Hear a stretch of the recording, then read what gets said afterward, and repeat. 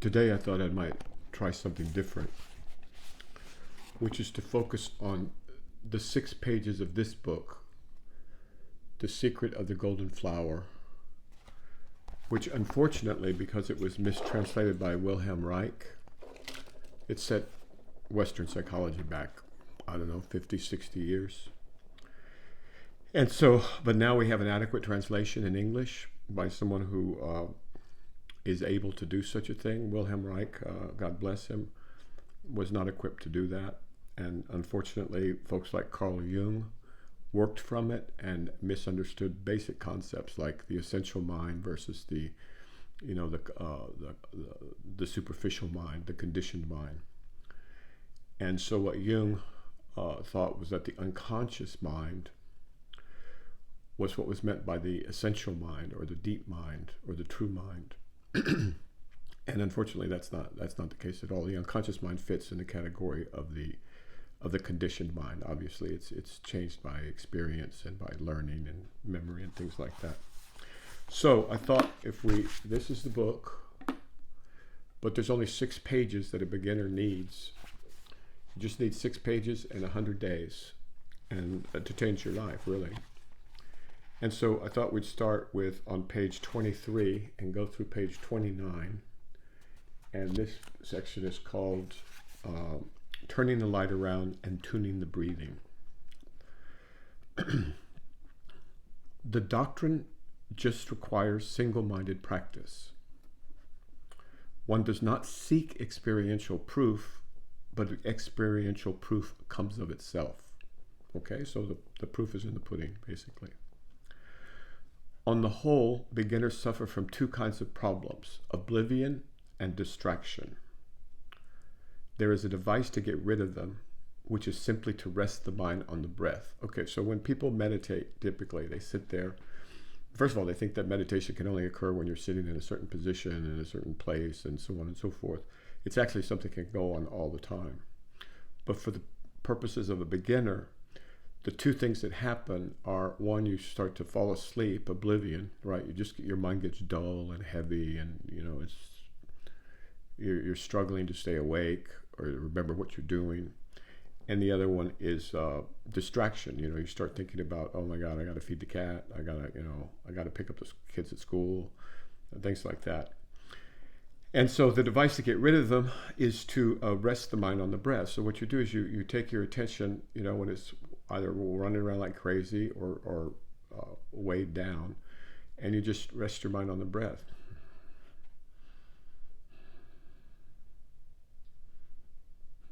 And you can do this anytime during the day or night, incidentally, and you should, because you get into practice. But when you do that, let's just read the 3rd passage. The breath is one's own mind, and one's own mind does the breathing. Once mind stirs, then there is energy. Energy is basically an emanation of mind. So thoughts are energy, of course. They're information, and modern physicists, who are now talking in terms of information, and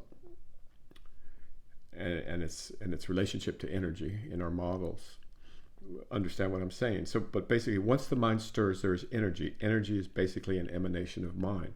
So if your mind starts getting stirred, then there's going to be thoughts, right? Our thoughts are very rapid.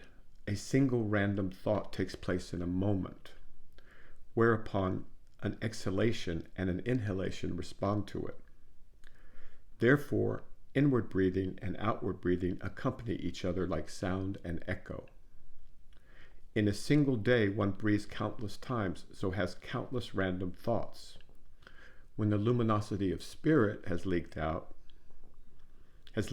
completely, one is like a withered tree or dead ashes. This is how you feel at the end of the day, when you've been running around like crazy, doing all your errands and everything else, and you're just like, ugh. So what they're pointing out simply is that there's 2 functions, one of our body, one of our mind, that go on constantly. One is the breathing, and the other one is the random thoughts just running around all over the place. Now, of course, you need thought for some things, but you don't particularly need it for this. Here, you're trying to get past thoughts to the foundational consciousness underneath all the thoughts. And that fundamental consciousness is called many, many different things. The words are never adequate, and it depends on which religious tradition or philosophical tradition you're from, what word you would use for the substrate of it all, the source of all that there is here in this universe. So moving on a little further, here it says it right here. So should one have no thoughts? It is impossible to have no thoughts. That's not exactly true, but for the purposes of beginning, that's true enough. It is impossible to have no thoughts. Should one not breathe? It is impossible not to breathe. Nothing compares to making the affliction itself into medicine, which means to have the mind and breath rest on each other. Therefore, tuning the breath should be included in turning the light around. So now, let me just speak generally about what turning the light around is. Turning the light around is taking your awareness from out here to the objects of the world out here, taking it out here and moving it, in this case for illustration, to the source of awareness, to the substrate itself, free of objects, to consciousness, which inherently has no objects in it, but all objects arise in it and from it and through it, right? It's really beautiful stuff. So the goal is to move your consciousness from the objects outside your mind to your mind itself. That's a way of phrasing it. And if you tune your breathing,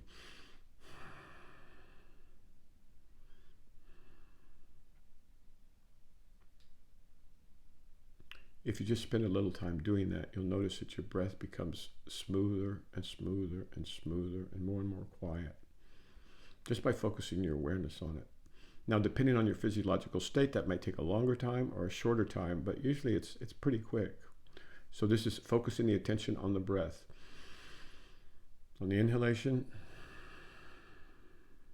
and the exhalation, and you can just feel your body relax.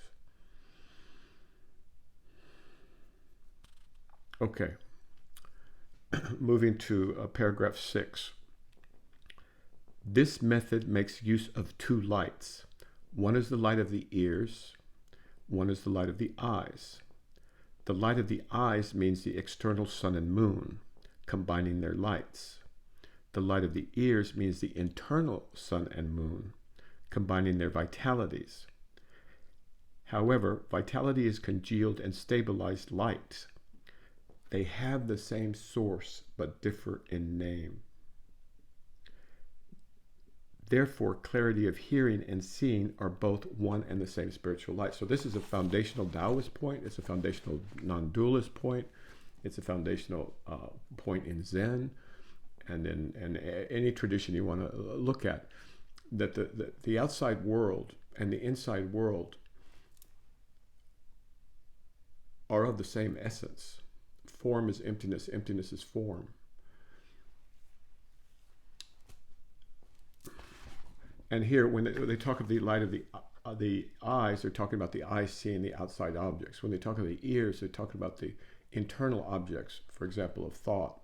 But if you go deep enough into this contemplation or meditation, you'll realize that they're the same thing. That the outside and the inside arise from the same source. And that's beginning to be very clear to scientists too, now that we're starting to digest quantum theory.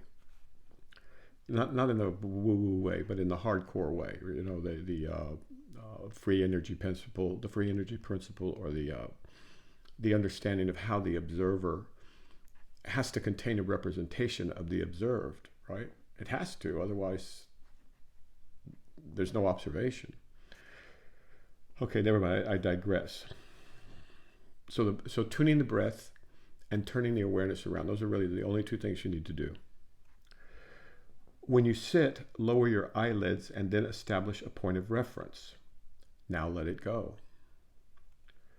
But if you let go absolutely, you may not be able to simultaneously keep your mind on listening to your breathing. You should not allow your breathing to actually be audible. Just listen to its soundlessness. This is the subtle breath that I'm talking about, where you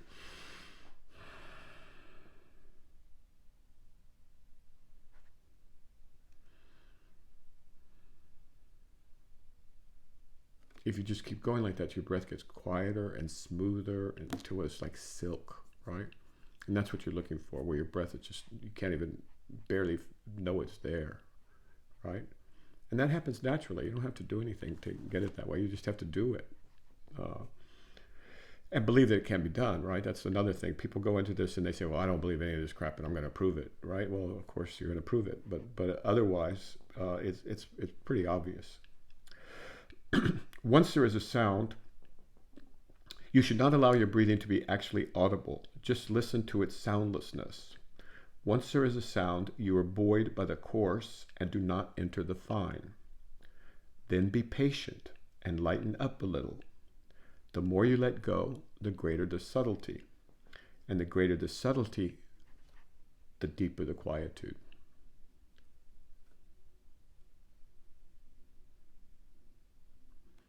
So you refine the breath. It becomes quieter and quieter. Less and less coarse. Finer and finer. And the more you let go of your thoughts and all of the other garbage that runs around in your mind, the more you let go, the greater the subtlety. And the greater the subtlety, the deeper the quietude. Eventually, after a long time, all of a sudden, even the subtle will be interrupted and true breathing will appear, whereupon the substance of mind will become perceptible. Okay? So, after a long time, it says, all of a sudden, even the subtle will be interrupted and the true breathing will appear, whereupon the substance of mind will become perceptible. So, later in this book, but, beginners only need the first, only 6 pages, page 23 to page 29. Turning the light around and tuning the breathing. Again, here's the book.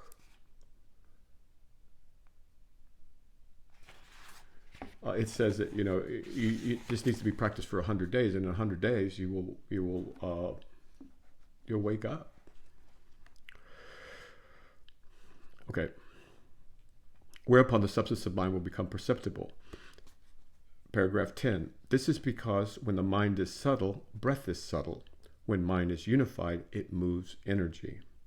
When breath is subtle, mind is subtle. When energy is unified, it moves mind.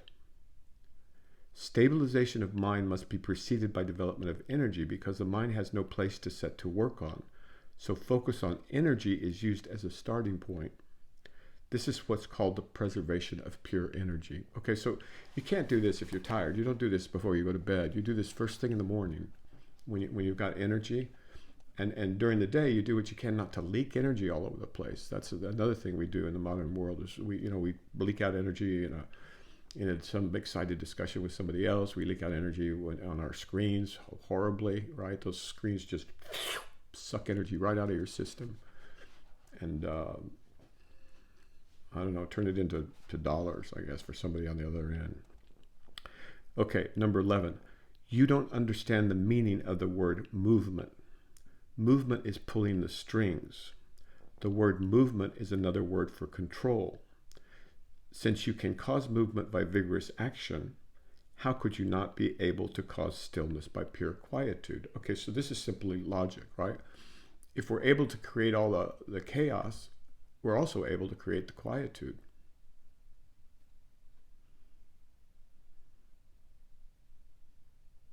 It's very simple. You just stop. Stop the thoughts chasing each other. And if you have difficulty, just focus on your breath.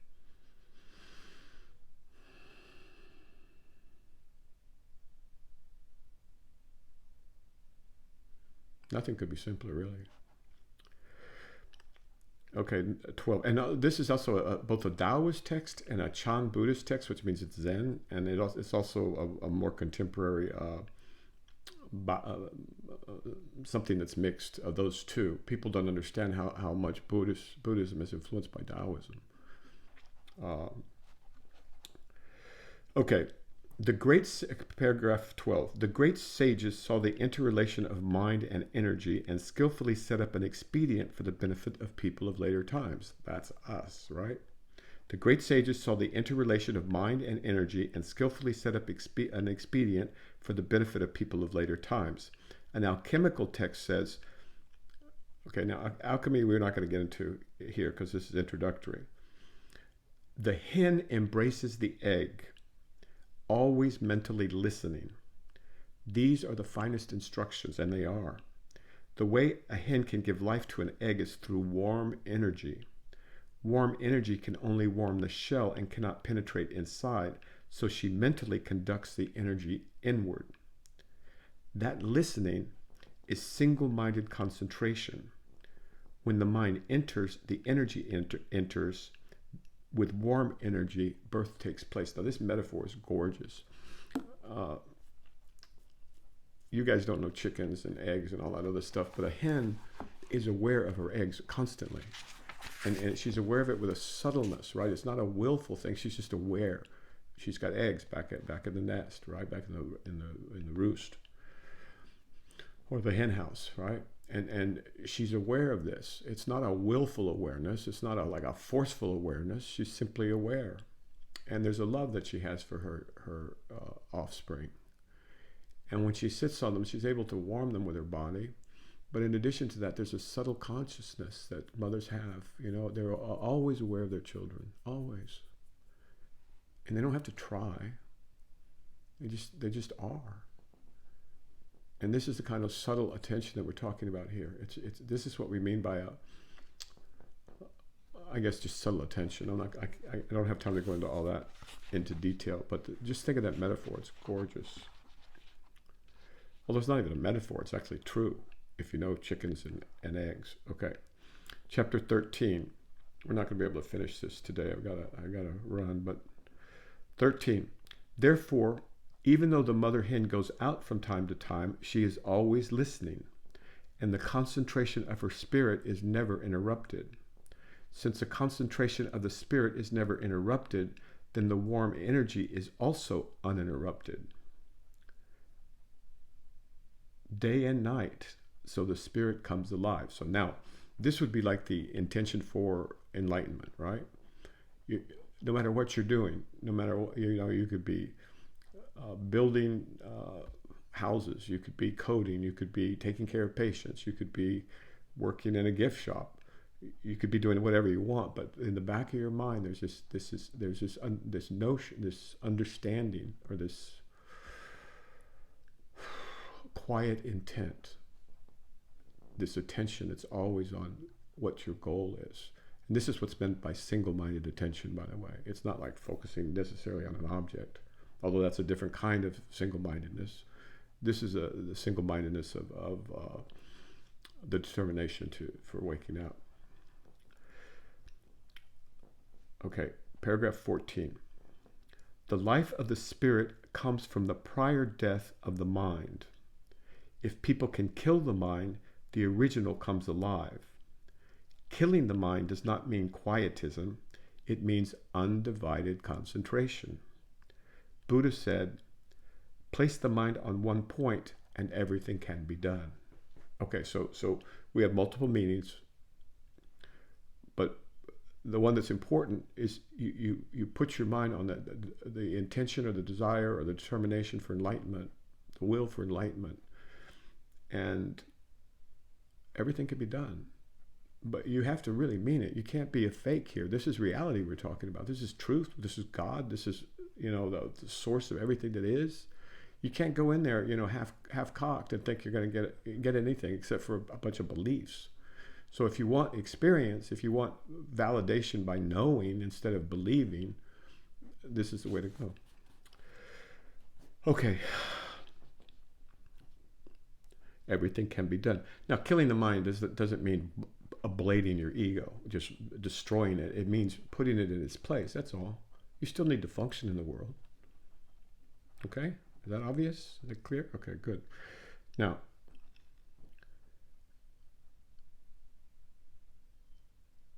if the mind tends to run off, this is very pragmatic, practical stuff. 15. If the mind tends to run off, then unify it by means of the breath. If the breath tends to get rough, then use the mind to make it fine. If you do this, how can the mind fail to stabilize? So if your thoughts are moving around like crazy,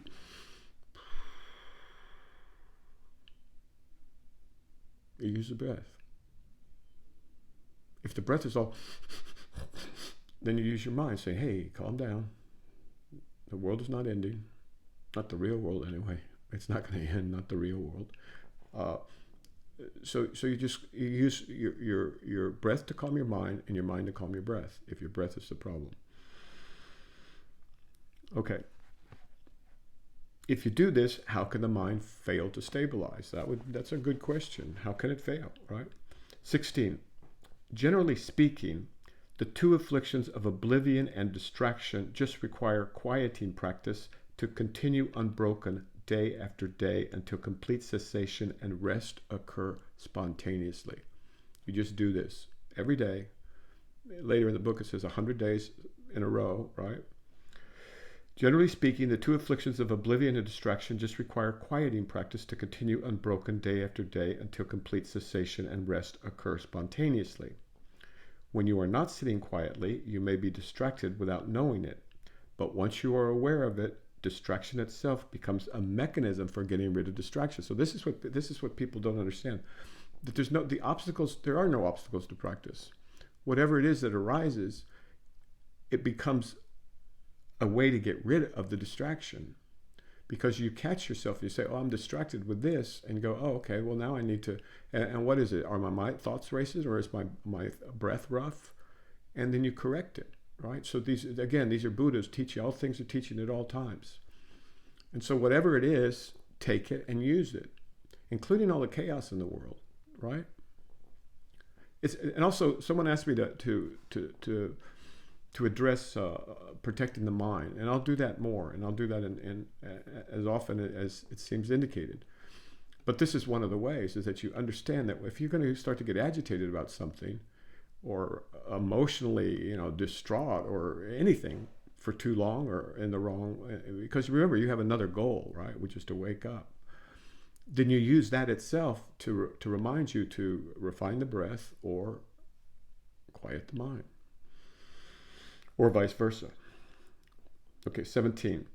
As for unawares oblivion and oblivion of which you become aware, there is an inconceivable distance between them. Unawares oblivion is real oblivion. Oblivion that you notice is not completely oblivious. Clear light is in this. Now that's a beautiful phrase, clear light. That's actually, if you're going to use any word at all for the mind, for the true mind, or for the true world, or for awakening, it's clear light. And the Tibetan Buddhists use that exact phrase. But here the Chan Buddhists and the Taoists are using it, clear light. So if you're aware of the oblivion, then it's not complete oblivion, and you can use it. So what seems to be the obstacle, you turn that into the ladder that you're climbing. Is that clear? I hope so.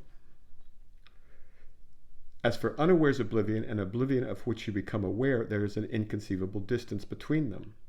Unawares oblivion is real oblivion. If you lose your basic consciousness of what you're doing and what you're about, if you're the hen and you forget the eggs, then now you can get into real oblivion, right? And you're not much of a hen. Okay. Just a few more paragraphs before we have to stop. Paragraph 18. There's only 28 paragraphs in this, and I really recommend it. It's a short book. You only need 6 pages. For the people that are more intense or scholarly or whatever, they can read the whole thing and learn about the history of what happened to Western psychology and why we're so backwards. Okay. No, I shouldn't say backwards. I should say confused, right? Confused about what the goals are. Because the goals can't just be success in this world. This world is temporary. And so much of it depends on the opinions of others. You don't want to be in that world for too long. Not when you're old and dying. That's the last thing on your mind is, what do other people think? Well, I shouldn't say that. I mean, that's a little bit overgeneralized, I should say. Okay. 18. Distraction means the spirit is racing. Oblivion means the spirit is unclear. Distraction is easy to cure. Oblivion is hard to heal. Using the metaphor of illness, one that involves pain or itch can be treated with medicine, but oblivion is a symptom of paralysis where there is no feeling. Distraction means the spirit is racing. Oblivion means the spirit is unclear. I'll just gloss over that for now. 19. A distracted mind can be concentrated, and a confused mind can be set in order, but oblivion is unformed darkness in contrast to distraction, which still has some direction. So oblivion is a real bear, because if you're just like, and you're not even aware that you're oblivious, you're not even aware that you're unaware, you're sleepwalking, you don't even know you're sleepwalking, that's a problem. Somebody needs to come up and hit you upside the head. Pow, wake up, man, what are you doing? Okay.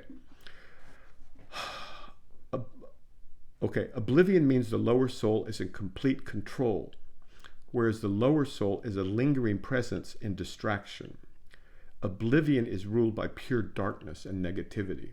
So you could see how Jung and the others got confused. They thought that the lower soul, they thought that was the unconscious. No, it's still mind. The unconscious is not the lower soul. Oblivion means the lower soul is in complete control, and the lower soul is a lingering presence in distraction, whereas the lower soul is a lingering presence in distraction. Oblivion is ruled by pure darkness and negativity, because it is a bear, because people are so densely asleep. How can they wake themselves? They need something from the outside, actually, and that's how it happens. 21. When you are sitting quietly, if you become drowsy, this is oblivion. Repelling oblivion is simply a matter of tuning the breath. The breath in this case is respiration, not the true breathing. Nevertheless, true breathing is perceptive within it. So do some pranayama. There's thousands of pranayama, breathing exercises to lift you out of oblivion. You could also do a mantra. So some of these energizing mantras. 22, and then we're going to have to stop. Whenever you sit, you should quiet your mind and unify your energy. How is the mind quieted? The mechanism is in the breathing, but the mind alone knows that you are breathing out and in. Do not let the ears hear. When you don't hear it, the breathing is fine. When the breathing is fine, the mind is clear. If you can hear it, the breathing is rough, which means the mind is cloudy. Cloudiness means oblivion, so it is natural to feel sleepy. Even so, the mind should be kept on the breathing. So these are more detailed instructions for when there's problems.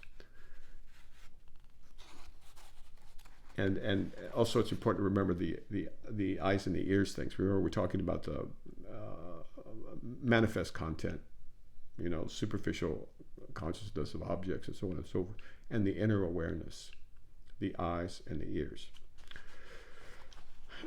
Like so many things, they have to speak in some kind of in symbols, because you can't speak of these things in their actual reality. They have no form. They have no shape or form or texture. I mean, a clear light is the closest thing.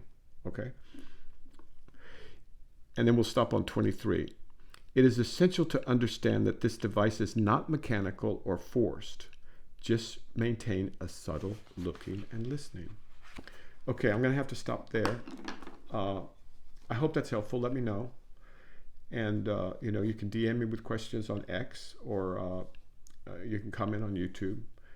And thank you for your attention. The Secret of the Golden Flower.